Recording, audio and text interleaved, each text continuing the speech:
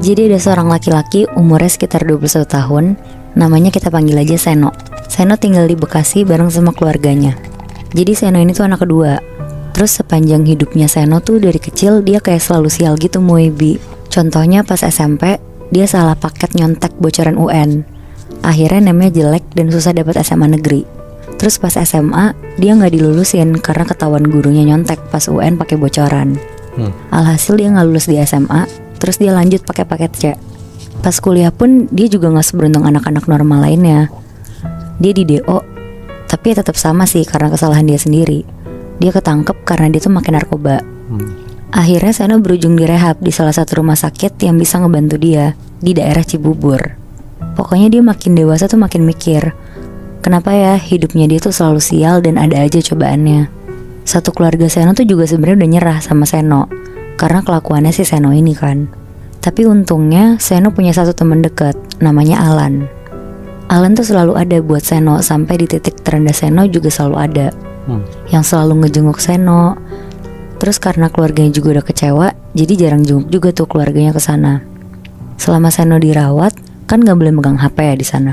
Jadi Seno banyak beraktivitas, terus banyak kegiatan juga. Pokoknya ngisi waktu luang dengan hal-hal positif di sana. Sampai akhirnya suatu malam pas lagi bengong sambil tiduran di kasur, Seno tuh dengar obrolan teman sekamarnya dia. Mereka ngomongin kodam sama jin yang nemenin kita selama hidup. Katanya sih manusia tuh punya kodamnya sendiri. Terus katanya kita bisa ngeliat kodam kita sendiri kalau kita tuh punya ilmu. Seno tuh ngedengernya tertarik banget, tapi dia malu dan gak mau nunjukin kalau dia tuh kepengen depan teman-temannya. Sampai akhirnya Seno dijenguk sama Alan. Terus dia ngomong ke Alan, "Lan, gue penasaran deh, cariin dong mantra buat bisa ngeliat kodam kita sendiri." Pas denger itu Alan tuh ketawa ngakak banget. Terus bilang, "Lo bisa yang bener-bener aja gak sih San jadi orang? Harus ada sesuatu banget ya di hidup lo emang." Tapi mukanya Seno tuh serius banget. Sampai Alan tuh bilang, "Ya emang gimana caranya? Gue nyari juga di mana Sen?" Terus Seno bilang, "Coba pulang dari sini lo googlein dong Lan. Lo cari gitu mantra ngelihat kodam atau mantra ngelihat jin." Karena Alan juga kasihan kali ya sama si Seno. Akhirnya pulang dari sana Alan nyarilah. Dia buka laptopnya di rumah terus dia google. Pas lagi nyari-nyari ya keluar banyak emang di Google. Ada beberapa artikel tentang mantra yang Seno mau. Tapi Alan gak langsung percaya juga kan. Akhirnya Alan ngulik lebih dalam lagi. Dan dia nemuin file PDF yang isinya tuh kayak buku dan pembelajaran tentang dunia gaib. Di situ juga ada mantra buat ngeliat jin. Setelah Alan baca-baca terus, akhirnya Alan tuh mulai percaya sama file yang ditemuin ini. Besokannya Alan langsung pergilah nyamperin si Seno. Tapi sebelum itu, Alan tuh ngeprint dulu bagian-bagian mantra dan apa yang harus dilakuin sama Seno. Pas udah ketemu Seno, dikasihlah kertas ke Seno. Terus Seno baca-baca dikit dan bilang makasih banget ke Alan. Dia bilang malam ini mau dia lakuin langsung. Maksudnya si Seno juga buat apa sih? Iseng doang gitu? Kayaknya tuh Muy lebih ke dia tuh pengen ketemu kodamnya buat mempertanyakan kenapa hidupnya dia tuh selama ini sial gitu. Oke. Sampai akhirnya sekitar jam 12 malam, karena kamar tidur mereka rame-rame, akhirnya Seno nyobain ritual ini tuh di dalam kamar mandi. Dia jalan ke kamar mandi sendirian dan ngunci pintu kamar mandinya. Terus di kertas yang dikasih Alan ini, Seno tuh harus wudhu dulu. Langsung lah Seno wudhu. Setelah wudhu petunjuknya harus matiin lampu. Jadi sekarang Seno tuh gelap-gelapan di kamar mandi sambil baca Hu Allah sebanyak 21 kali sambil tahan nafas. Abis selesai baca itu, Seno merem. Terus mulai baca mantranya. Ya Yarai, Dada Ardi, Ya Mayiti. Itu tuh dibaca 444 kali. Wow. Terus dia udah baca itu 444 kali. Pas dia buka matanya, dia tuh gak ngeliat apa-apa. Bener-bener gak ada yang terjadi sama sekali. Seno di situ tuh kesel banget. Karena dia mikir kan, dia udah capek-capek ngelakuin itu malam-malam, terus gak ada yang terjadi sama sekali. Akhirnya dia keluarlah dari kamar mandi. Dia langsung ke kamarnya, dia tidur. Dan pas bangun paginya tuh dia sebenarnya berharap masih ada yang sesuatu yang terjadi ke dia kan. Tapi lagi-lagi gak ada yang terjadi sama dia. Akhirnya dia gak berusaha ngelakuin ritual itu lagi. Seminggu kemudian Alan tuh datang jenguk Seno lagi. Terus Seno ceritalah kalau mantra itu tuh gak ngaruh dan gak terjadi apa-apa. Seno di situ tuh kayak agak marah lah sama Alan, dikira Alan tuh bohong. Pas ditanya sama si Alan, Seno ngelakuinnya di mana? Nggak taunya kata Alan harus ngelakuin itu tuh di kamar, di kebun sepi, atau bahkan tuh di kuburan. Jadi kayaknya di kamar mandi tuh nggak ngaruh. Ya karena najis juga kali gitu ya tempatnya ya. Iya, terus baca-bacaan kayak gitu kan Moy. Dan Alan ternyata tuh lupa ngasih satu kertas isinya tuh Seno harus puasa 1 hari dan gak boleh makan yang bernyawa pada hari Kamis. Niat puasanya juga beda dari yang biasanya. Isinya tuh kayak nawaitu soma kodin likodoi hajati sunatan lillahi ta'ala. Kalian pernah denger gak itu? Nggak pernah lagi. Enggak, gue juga. Nah iya kan.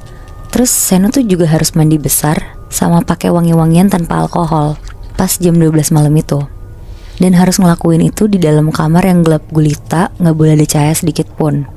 Terus nggak cuma di situ doang, yaitu harus sholat hajat 2 rakaat dan ada satu bacaan lagi yang harus dibaca Seno. Bacaannya itu tuh Assalamualaikum ya kodamul minal badani 3 kali dan teriak hadir hadir hadir sambil mukul lantai. Pas Seno baca keras mantra dia yang baru, dia tuh jadi makin yakin Moebi buat ngejalanin ritual ini. Akhirnya dia langsung cari ruangan kosong yang gak pernah dilewatin orang-orang dari siang, biar malamnya dia tuh langsung ke ruangan itu. Jadi dia dapat nih satu ruangan kayak gudang gitu, tapi masih sedikit juga barang-barangnya. Nah dia mikir pokoknya nanti malam dia bakal ke situ jam 12 malam dan ngelakuin ritual itu. Sekitar jam 12 malam jalanlah Seno ke ruangan gudang itu. Sebelum dia masuk sana, dia udah wudhu dan udah mandi besar juga. Mulailah Seno sholat hajat 2 rakaat.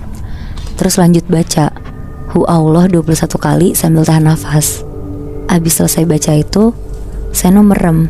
Terus mulai baca mantranya lagi. Ya Rai Dada Ardi Ya Mayiti 444 kali. Ini baca dilafalin gitu Nat? Iya bener Moy. Terus lanjutlah dia baca yang lainnya sambil teriak hadir hadir hadir sambil mukul lantai.